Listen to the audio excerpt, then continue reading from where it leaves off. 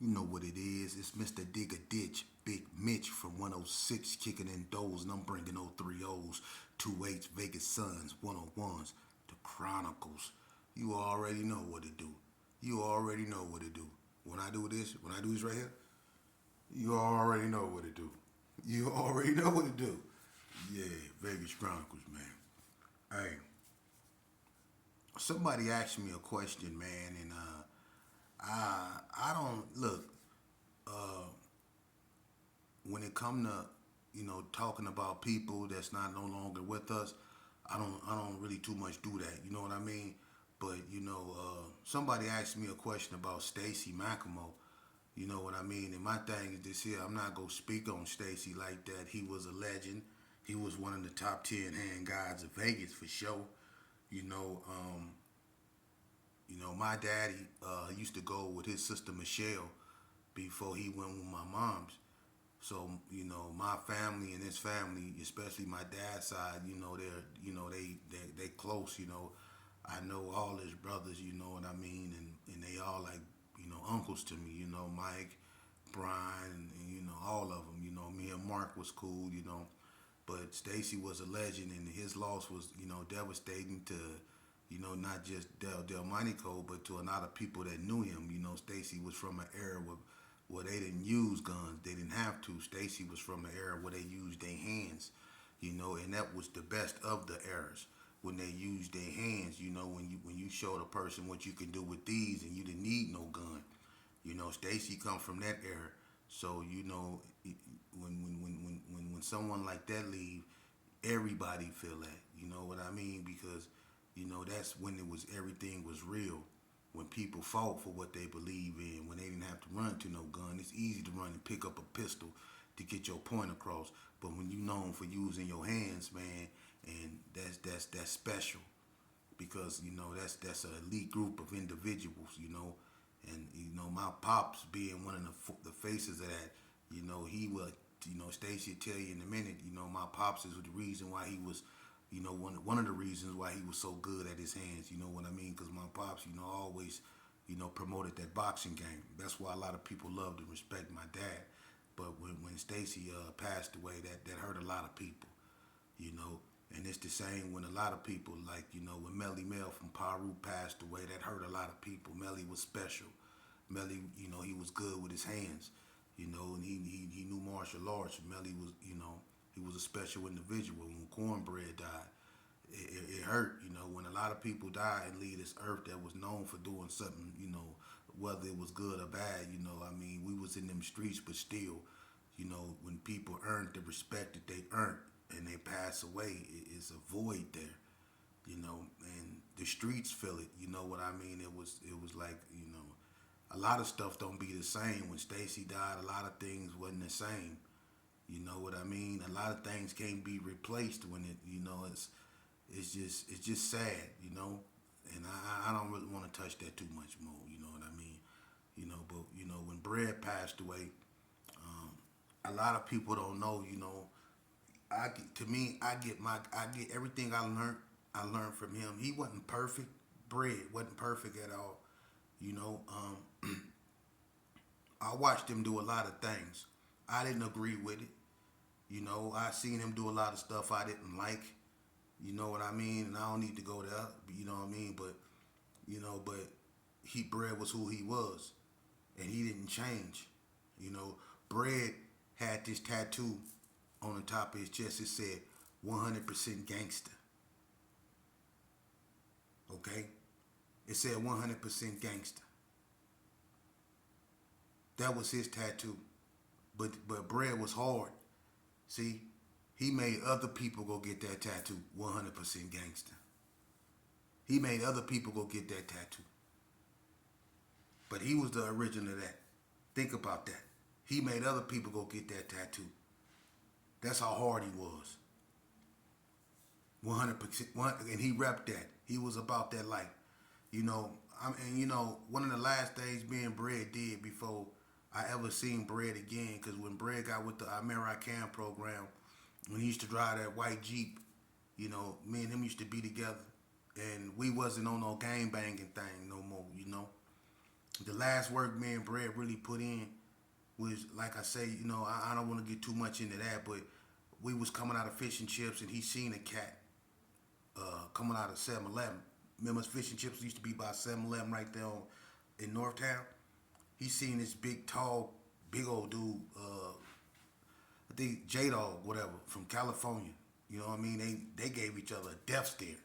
You know what I'm saying? To make a long story short, we jet to the Cotton Club. We holler at Night Train. You know what I'm saying? And we come up out of there with a booty. We had a Uzi. You know what I'm saying? And we went looking for that cat. You know what I mean? And let's just say, we found him. And I ended up, you know what I'm saying? We got it into with them dudes, and you know what I mean. And that was one of the last time I seen Bread, and I remember that. It's messed up that my last real image of me and him being together in that aspect, like in the street life, was me and him getting in this shootout with this cat from California. You know what I mean? And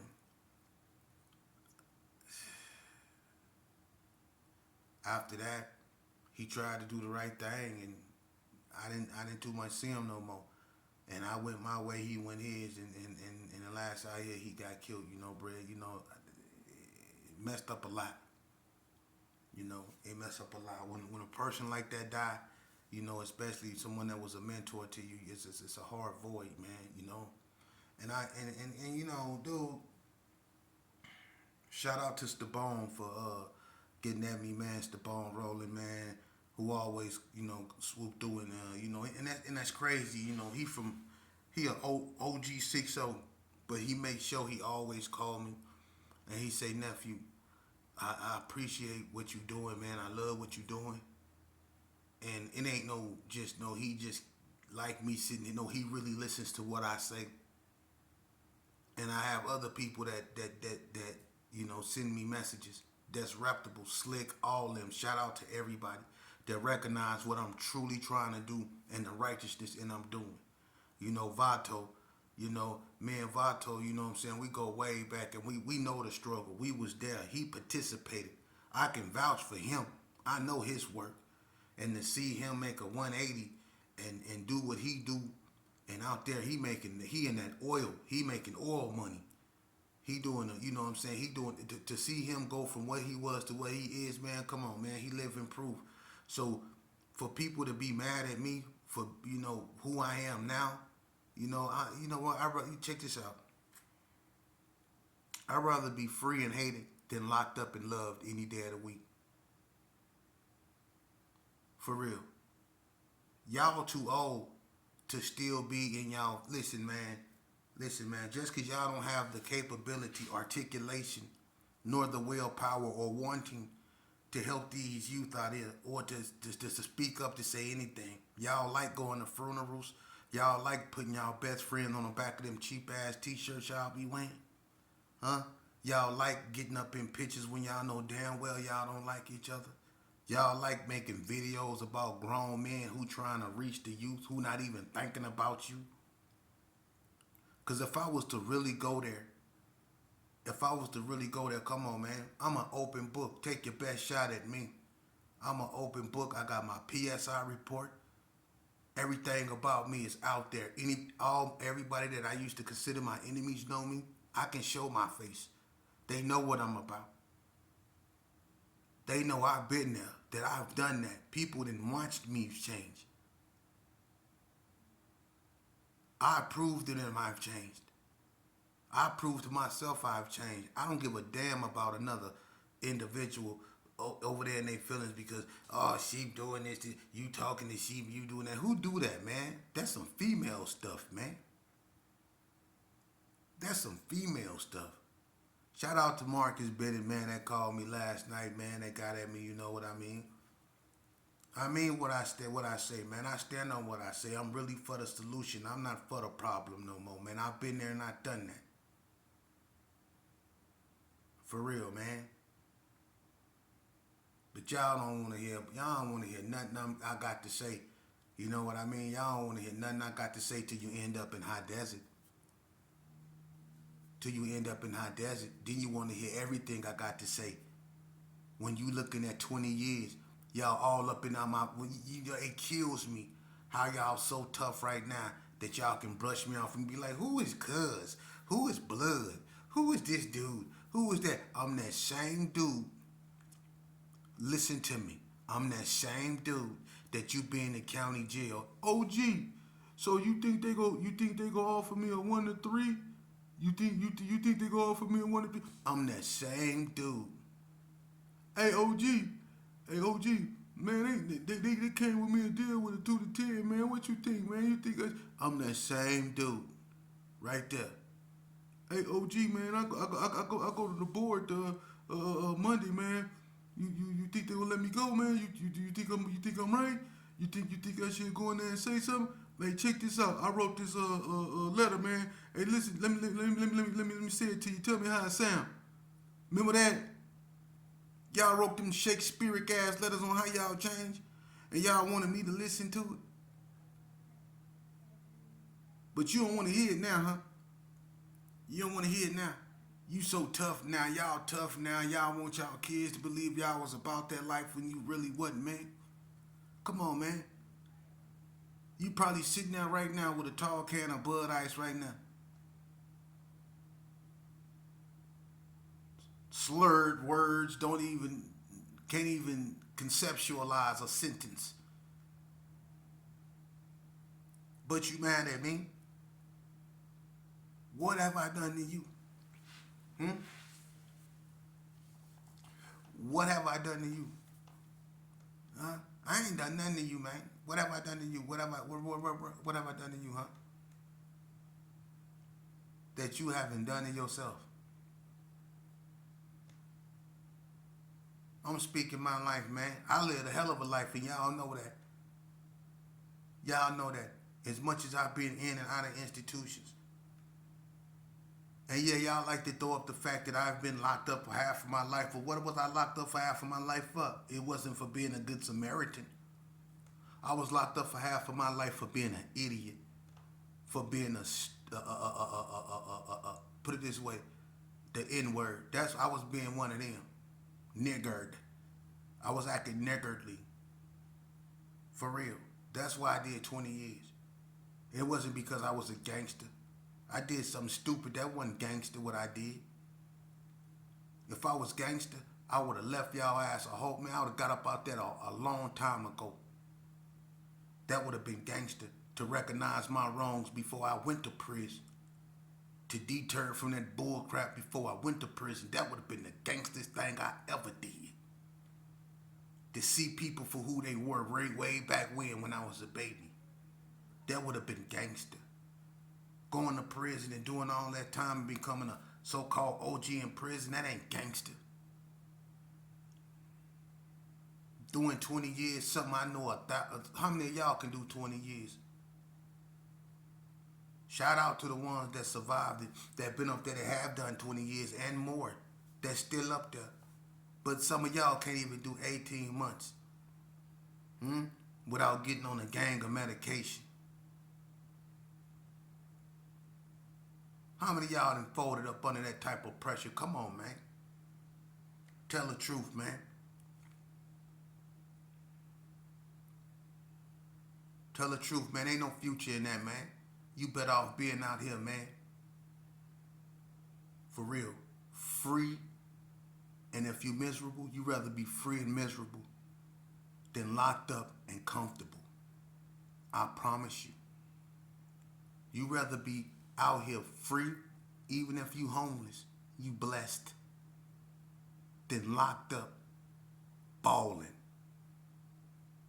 You rather be out here homeless, living in a tent with bed bugs, than locked up living your best life. I promise you. I had life. I got life. Trust me, I know. You rather be out here. Listen to me, young. You rather be out here. Because you can act like you a gangster all you want to, but once you get to that 10th, that 12th, that 13th, and that 14th, and that 15th year, and you still in there, and you got 15 more to go, it's going to hit you.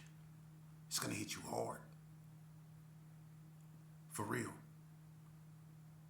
It's youngsters up there right now that got 40 lives that's done already 17 on their first one. That done 17 years on their first one. And still got 3 more to go on that one. They go see the board and they not gonna get it on their first one. They never do. And then they got a whole nother one waiting. Think about that. It's people that got that type of time, and then you got those that got without. They ain't seeing no board. They don't even get the benefit of the doubt. They just walking around there with this stare in their face of they never going home, or they go get this pardon one day. The right governor have to be in office. You see, or they got all these appeals up in the court and they waiting on a right response. You see, that's what their life is clinging to, a response from a court or the right governor being in office. Other than that, they got life without. They ain't got nothing coming. Ask yourself a question. Is these cats out here worth that?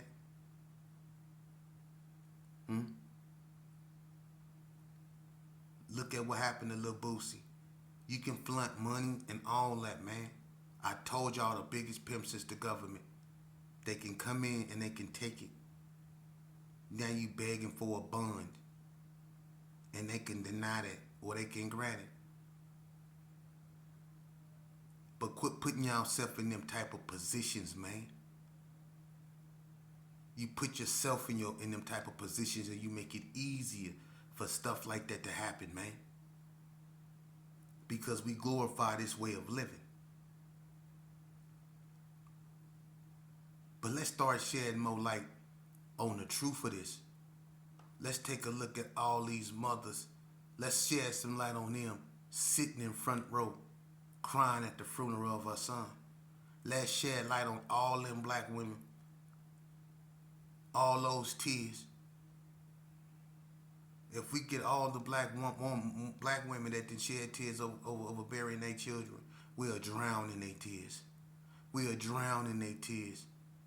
So many mothers have sat there clutching the cross, rocking back and forth because her babies, all her babies, have been murdered in the streets. And we sit back as if it don't happen. We expect her to be okay. All her kids is buried, but we go on as business as usual. She's no longer relevant to us. We no longer come in contact with her no more because her son is dead and gone. Do y'all go check on her? No. How many of y'all go check on y'all homeboys, y'all dead homeboys' moms? How many of y'all really do that? Some of y'all got so many dead homeboys, it's impossible to go check on all the moms, huh? That's how cold it is. So youngsters, when you hear me speak, I'm gonna give it to you real. We could talk about how this started and how that was started all day long, but at the same time, we gonna have to really get into some serious talk, man, on where we going, where we gonna go from here. Now that we know that how this started, when Vegas Chronicles in, where we go from there. See, we have to get into that. And I'm gonna talk about politicking really in prison. You know, because I'm honest. And somebody tried to go back and forth with me. I'm sorry, but Mexicans don't run Nevada. They don't. I don't know why that's hard for some people to believe, but they never did. The Serenos never ran the penitentiary system in the state of Nevada. Never, ever. And I'm not being racist. They just never have. They never been strong in the streets. The Mexican gangs in Las Vegas have never been stronger than the black gangs. Never. Never. And there's never been racial tension like that between the black gangs and Hispanic gangs in Las Vegas. Name one Mexican gang that really went to war with a black gang. Think about it. Name one Mexican gang that really killed a black gang member that was high profile like that. and vice versa. It just never happened. And if it did, it was a scariest. Nah, I can't recall none. So we never had those type of issues. So I don't know why it's so hard for people to accept the fact that the Serenos do not run the state of Nevada. They never did. They don't even run Reno. They never ran the state of Nevada, man. Now, I would say this. One thing I've noticed when I was getting out of prison were that they are getting stronger in prison. They are. They are having a strong, because it's an influctuation of Serenos coming from California that's bringing a new type of politic to Vegas. So they are becoming stronger. And with that, it might change racial whatever. But when I was in there, never, it was never that type of situation. You know, blacks wasn't trying to dominate the Mexicans, but the Mexicans wasn't dominating either. There were no green lights on nobody. We shared the weights. You know, there was none of that weird politicking type of stuff that's going on probably now. You know what I mean? We got along with them dudes, and, you know, we spread it with them dudes. You know, I mean, it's just not out here like that. So, and it don't mean nothing other than it's just not out here like that. So, you know, let's get that out the way. The Serenos never ran Vegas. We don't got nothing to do with Cali. We not speaking on Cali. What y'all got going on in Cali is between y'all and Cali. But that's in Cali. This Las Vegas. There's a difference. Even though some people from Cali look at Vegas as Cali, when they come to that, never. So, I'm sorry, but we don't have them type of issues. I'm sorry about that. But yeah, man, to the youth out there, man, like I say, man, y'all better start taking a harsh look at stuff, man, and what's going on around you, man. These people not playing. You know what I mean? And they letting you set yourself up. They letting you set yourself up, man. And quit going on these platforms telling on yourselves, man. For real, man. If you're not on no platform, man, talking about something that people that can be educated in a positive manner, man, watch what people try to get you to say, man. For real, they try to get you to hang yourself. Watch what you say, man. You know what I mean? Because people be looking for you know, and they try to set you up and all that, man. For real, man. Watch what you say. And if you're not for the solution, man, then you for the problem, man. We didn't created enough mischief amongst one of ourselves. Enough is enough, man. We can't kill each other in no more fashion than we already killed each other, man. It's time for us to raise our vibrations and look at the situations we constantly keep putting ourselves in and start coming up with remedies to resolve the issues, man. We have to. We have to be our own medicine to our sickness, man, or we go perish, man, from our own stupidity. We are our own problem. We are our own enemy. We are our own stagnation. We are our own hindrance. We are our own uncompromised, man. For real. We have to reconnect with ourselves and return to what we were, which were upright people. For real, man. That's what made us who we were in the face of real oppression, man.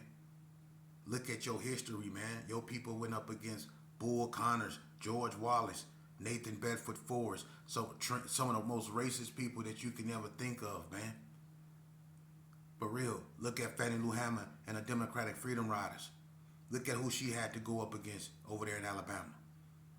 Bull Connors, them. Real racist. People that weren't scared to call you the N-word, that'll turn a water hose on you, that'll knock the flesh off your skin. Look at J. Edgar Hoover. Look at J. Edgar Hoover. Excuse me, allergy. Look at J. Edgar Hoover and the counterintelligence program, man. And how they did the Black Liberation Army, the Black Panthers, and any other people they perceive as a national security threat to the United States of America. Y'all have to really start looking at y'all history, man. For real. Your people went up against real tyranny. The tyranny that your people are going up against now is self-tyranny. We have become everything we most hated. For real. The biggest threat to a black man is another black man. You don't see white people huddled up talking about me, talking about I'm doing something wrong. It's people that look like me. For real. It's people that look like me that's saying F me. And I'm trying to save the people that look like me. But it's people that look like me that's saying F me. That's crazy, huh? That's crazy. We have become the Ku Klux Klan. We have become the boys in the hood. We like to call ourselves boys in the hood. The original boys in the hood is the Ku Klux Klan. You know? We want to be mafia. We want to be Italians. We want to be everything but ourselves, man. We have no identity. We have no identity. For real. We've lost that. You lost your identity the day you turned your back on your sister.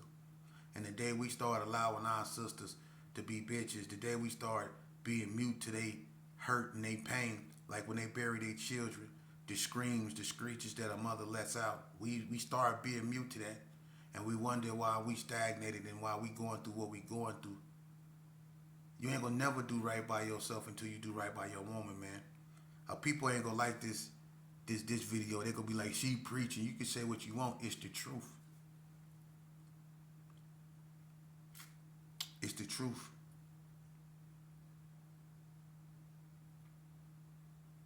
We gotta get it together, man. For real. We gotta get it together, man, or it's over. It's over, man. We got to change the curriculum in our communities, man. We done murdered ourselves off. We done murdered ourselves to the point off now to everything is just a relic. Everything. People like me, the historical West Side, everything is just a relic. Ride through these hoods, they just relics. Remnants of the past. The one